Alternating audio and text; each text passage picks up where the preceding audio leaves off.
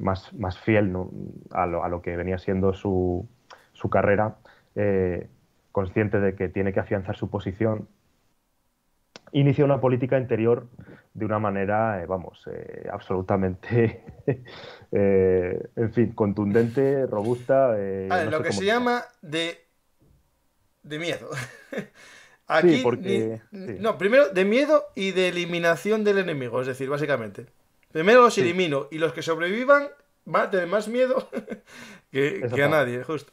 Lo has resumido perfectamente porque una de las primeras acciones que hace es esa comilona sangrienta, ¿no? Porque me imagino que te referías a esa famosa cena de Sí, sí, Pascua, sí. en la cual Vlad III invita a todos los boyardos de la zona de Valaquia, entre los cuales se encuentran aún aquellos que habían apoyado el derrocamiento de su propio padre y de su propio hermano, y que por consiguiente eran cómplices de la muerte, del asesinato cruel de sus familiares. Los invita, les colma de todo tipo de manjares durante la cena y luego les pregunta que, bueno, en fin, que si están a gusto, que si están de acuerdo con su nombramiento, que si están dispuestos a servirle y a rendirles, a que le rindan a él pleitesía, servidumbre.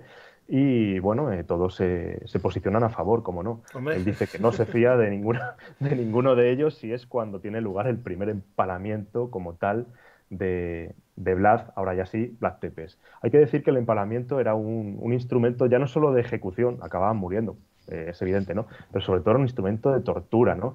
Y muy común en toda esta zona, pero sobre todo donde más común era precisamente en el Imperio Otomano. Ujú. En, Quizás es algo que a Vlad le impactó de pequeño, ¿no?, este sistema de tortura, y que luego él acabaría implementando durante su gobierno. En cualquier caso, por lo que Vlad es el empalador, por lo que Vlad es Tepes, es precisamente porque él utilizaba este sistema de manera masiva, ¿no? Sí, sí, sí. Digamos, Construyendo. como dicen aquí, hacía pinchos morunos todos los días y kebabs para desayunar.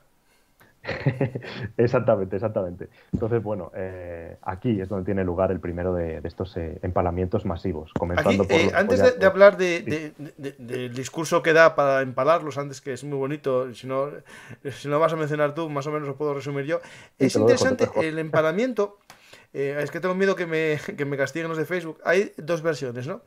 La de las fuentes clásicas, que el empalamiento se produce, digamos, de espalda a costilla, que no es muy rápido, es bastante rápido la muerte, porque quedan atravesados, digamos, a la altura de la espalda y le sale por entre el costillar, aquí en las costillas flotantes, ¿no? Por el esternón.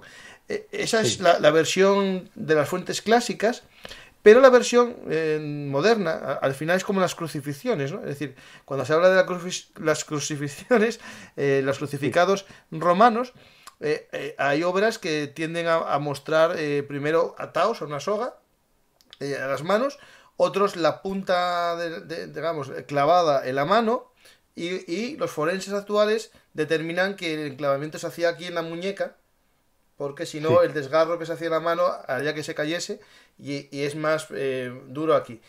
Algo pasa con el empalamiento, algo parecido. Es decir, tu libro tienes una obra muy bien hecha, un poco así gore, por los colores un poco oscuros, no se ve nada, ¿eh?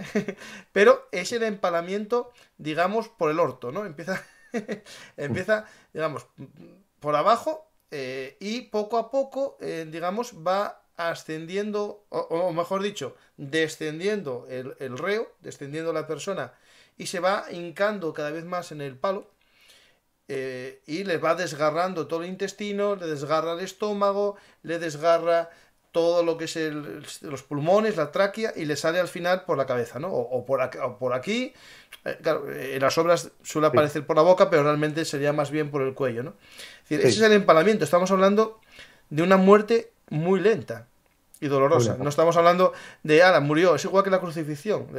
Al final, el castigo era que fuese largo, que durante mucho tiempo, un día, la gente viese a esa gente sufriendo y viese lo chungo que es meterse con el que crucifica, ¿no? O con el que empala, ¿no? Sí, sí, al final eran métodos de terror. O sea, tú puedes dar muerte a gran cantidad de opositores, ¿no? Y dejarlos enterrados o incluso permitir que se les haga una sepultura acorde con sus creencias y demás, y no causaría mayor impacto.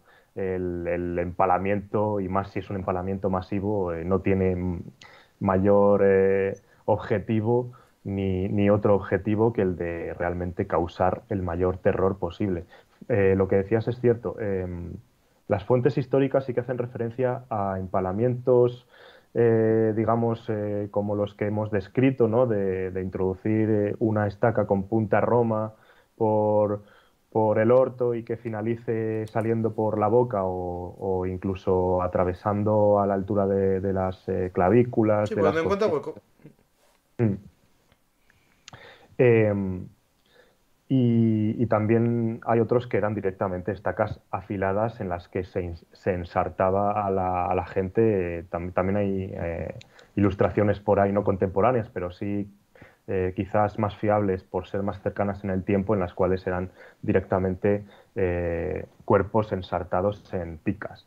Pero bueno, como digo, es un método de búsqueda del terror, de búsqueda de llevar a cabo una política terrorífica. De hecho, en este primer empalamiento de esta cena de Pascua, cuando Vlad acaba de ascender al trono, solo se empala a algunos boyardos de los muchos que había, y el resto se dice bueno, que fueron conducidos hacia la fortaleza de Poenari, me parece que es el nombre, que A también trabajar. está en... Sí, está al norte de Targoviste, si no me equivoco, metida aún más dentro de los Cárpatos, si no recuerdo mal. Y bueno, dependiendo por dónde vayas, si vas más directo o si tienes que de alguna manera esquivar la orografía, se tarda entre una tarde y un día entero, pero en cualquier caso fueron conducidos descalzos hacia esta zona para ser obligados a construir, o me parece que ya estaba construido, pero en ruinas, de alguna manera Mm. restaurar una de las fortalezas de Vlad, que era esta de Puenari. Entonces, bueno, él se libra de todos los... Espérate, Sí, cuentas, bueno, no sé si lo quieres dejar para tu libro, pero bueno, lo cuento yo un poquitín. La sí, pregunta que les hace, ¿no? ¿Cuántos, sí, eso te cuántos lo dejo a ti. voivodas conocisteis? Y claro, eso es pregunta de trampa, ¿no? Porque si Bueno, conocieron muchos es que derrocaron a muchos, ¿no? También. Y sí, sí. dice pues uno, bueno, no sé, 15. Y otro, no, yo 25. Y dice otro, yo 35. Claro. Y de repente dice el otro, pues claro, 35 porque sois unos traidores. No, no dejáis a Sí, ningún voivoda mantenerse en el poder. Por lo tanto, a tomar por saco todos.